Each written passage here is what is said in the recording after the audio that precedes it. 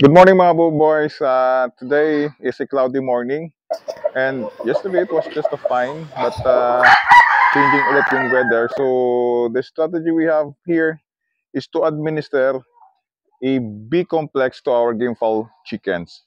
During these stressful days, such as yung biglang umulan, so nagbibigay ako ng dalawang beses ng B-complex. Disclaimer tayo mga boys, no? Hindi tayo eksperto dito sa field ng medicine, ng veterinary medicine. So it's very important to really look into the indications provided dito sa ating medicine. Kung ilan yung dosage ang necessary for our game fowl and the storage, especially the storage of this medicine. Actually, yung indication dito sa ating bottle ng B-complex is to administer twice every week. Kaya lang, since okay naman yung wala naman indication na nag-stress yung ating mga game files. So, isang beses lang naman ang ginagawa ko in a regular basis. However, dito nga because of changing weather, we are going to give a twice aking observations once nagbibigay tayo ng B-complex. Nanunumbalik yung sigla ng ating mga game fowl chickens, no?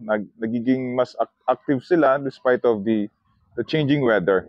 We also provide this B-complex sa ating mga brood hen, brood stags na nakasalang to really make sure na yung magiging eggs nila is also a healthy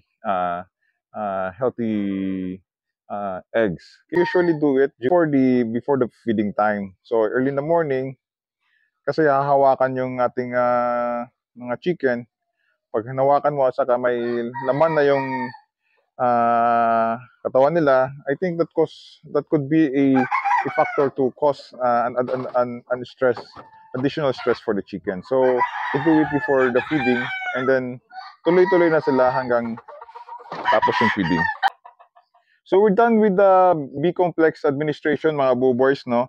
Usually do it by myself, all the errands here in my mini backyard game farm. So sanay na din akong gumawa niyan kahit ako lang mag-isa. But I'm still recommending na gawin nyo with somebody that will assist you. So I'm holding our broodcock, no? Isa din ito sa binigyan natin ng B-complex para doon sa egg production. So that during even this changing weather, hindi maapektuhan yung productivity ng eggs natin. Tuloy-tuloy yung pagbibigay ng egg ng ating mga pullets. You can share also your experiences. You just comment down below. And let's share our best practices. So there you have it mga boys. Yun lang muna ang maibibigay ko at maishishare ko ngayon sa inyo. So until next time mga boys. See you!